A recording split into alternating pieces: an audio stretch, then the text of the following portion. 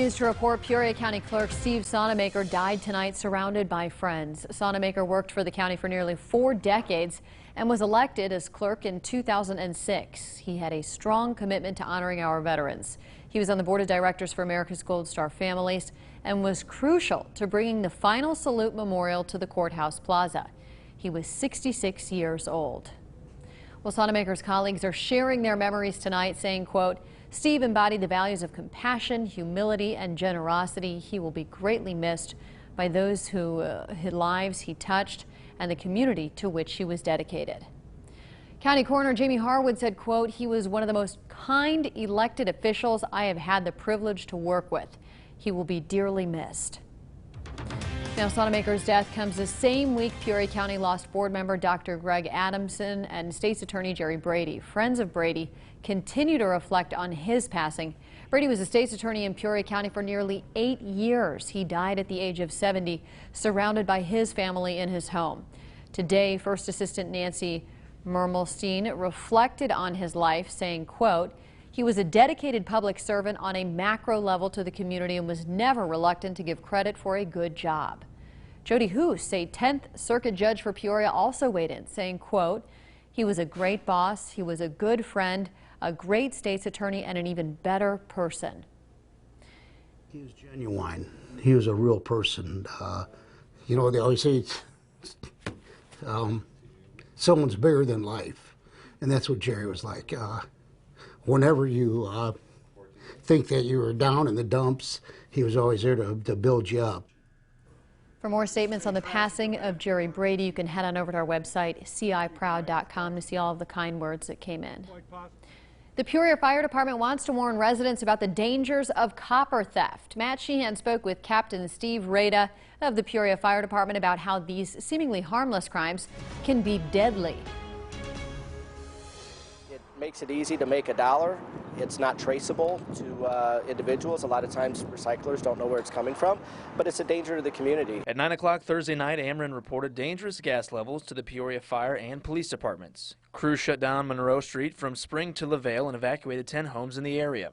Captain Steve Rada of the Peoria Fire Department says these seemingly harmless crimes can be life-threatening. Obviously, there's water in pipes, so there's an electrical hazard. As far as copper goes with gas lines, obviously, there's a explosion hazard that can happen. Rada says the fire department's main goal is to keep civilians and themselves safe, and these situations can cause extreme danger for anyone nearby. There could be water leaking out of basement windows. We've had places where we've gone in and there's been water 7-8 feet tall all the way up to the first floor. There's times where people smell gas outside and they're wondering where that comes from, and sometimes it is from a residence, and that's an extremely dangerous situation. Pedro Vega was working in his family's bakery on the corner of Monroe and LaVale during the gas leak. He says he's glad the situation was handled and no one was injured. I was right here outside, but I don't smell like a gas leak. I stayed there for like a half an hour. And as it is for all crime, Rada says it's important the community stays vigilant and alerts authorities if they see anything unusual. If a neighbor does see something like that, they need to report that immediately. If you see suspicious activity, people coming and going into a vacant home, obviously that's not normal. You need to report that immediately. In Peoria, Matt Sheehan, WYZZ News. The Illinois River levels are receding, and Peoria Public Works is now cleaning up the Peoria riverfront. The area has seen lots of flooding since April, forcing Public Works to put a sandbag wall in place. That caused issues for foot traffic and even local businesses in that area. Crews hope to have the riverfront clear by the end of next week. After being closed for almost 20 days due to flooding, Coochie's on the Water in Creve Coeur was finally able to reopen its doors, and it's introducing a new flood-inspired item to the menu. They're calling it the Shipwreck Milkshake, and it's not your average shake. From piled cakes to stacked candy and more, your jaw might drop when you see it arriving to your table.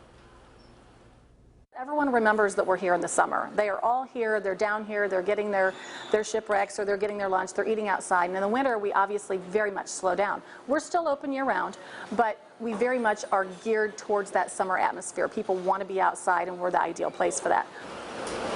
Each month, they'll be introducing a new shipwreck, and to find out a little bit more about the creations and even what's available, you can head on over to our website, ciproud.com.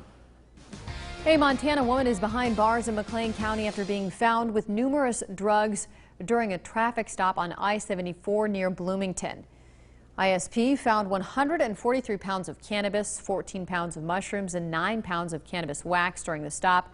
36-year-old Amber Widner is charged with controlled substance trafficking and cannabis trafficking. She's currently being held on a $75,000 bond. Today, FBI agent Andrew Huckstadt took the stand in the Brent Christensen murder trial. Christensen is accused of torturing and killing Chinese scholar Ying Zhang. Huckstadt testified about searching Christensen's apartment, the electronic devices seized, and the conversations recorded by Christensen's then-girlfriend Tara Bullis. Huckstadt said in total 9 conversations were recorded, and during those conversations, Christensen talked about the investigation as well as possibly reaching out to the FBI to clear his name. Also recorded, Christensen and Bullis attending a memorial march for Zhang, where he was recorded telling Bullis about the killing. Well, this Monday will mark Founders Day for our parent company, Nexstar Media Group. And to celebrate, some of our staff helped out at various organizations across Peoria and Bloomington. Janie Bowman joins us with how our team got to help out in our area, a veteran, and even a local food pantry. Janie. Lauren, Sophia's Kitchen in South Peoria was named after Sophia Donald, a 3-year-old girl killed in a car crash about 14 years ago.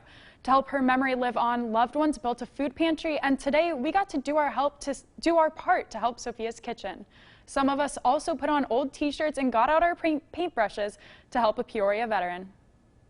We love to get our name out in the community and have other people come and see what we're all about. Volunteers worked at Sophia's Kitchen to bag and stock the pantry. It means a lot to me. I'm going to start crying on you guys.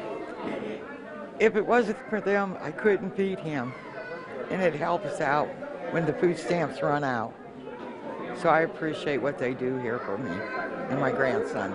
Working with the Fuller Center, a local veteran got a fresh coat of paint on his house. He cannot get out here and do it himself, and that's why we're very glad to be able to come and help him. Bill Keeter served in the Army and is grateful for the help he got. I finally got help that I never got before. I've worked all my life. I've never asked anybody for anything. And thanks to the VA, I got this done. He applied for help with the Fuller Center and was approved. There's no way I could have painted it. I don't think I could even afford to have it painted. And the results were noticeable. And now it's like a sparkling new house. He says he's grateful for the hours put in to bring his new life to his home. Janie, thank you. And some of the WYZZ staff in Bloomington gathered over at the Boys and Girls Club to help out with Fun Friday. They played everything from cornhole to egg races and even had a hula hoop contest. Leaders say Fridays are normally fun at the Boys and Girls Club, but today was just a little more special. Fun Friday is usually movies and kickball tournaments, but this is kind of mixing it up for the kids, spicing it up a little bit, and allowing them to experience maybe kind of like a carnival or a field day that maybe they haven't experienced before in the past. Today was a fun day for our team. The Boys and Girls Club is looking for permanent volunteers to help their kids this summer. All right, let's check in with meteorologist Zach Hatcher with a quick look at the forecast. Zach. Lauren, we have a rainy pattern setting up. We have a break in the rain right now, but we have cloudy skies across the region, especially here in downtown Peoria. 64 degrees. Those winds are staying out of the south, now sustained at about 13 miles per hour. You can see the break in all the rain here in the Peoria metro area, but we're going to see more of those off and on rain showers as we go throughout the evening. And if you're planning on getting anything done tomorrow, you only have a small window of opportunity for getting stuff done in the yard. 63 degrees tonight, showers and storms likely up until sunrise and a few hours past that. And if you're getting the lawnmower out tomorrow, I would think twice about that. You might have a few hours between 11 a.m. and 2 to 3 p.m. to get some of that cut, but it depends on if you had any rain beforehand because the ground will be wet. And going through tomorrow evening, looks like the chance of thunderstorms returns. Temperatures will be in the upper 70s tomorrow. We're going to take a quick break. We'll be right back.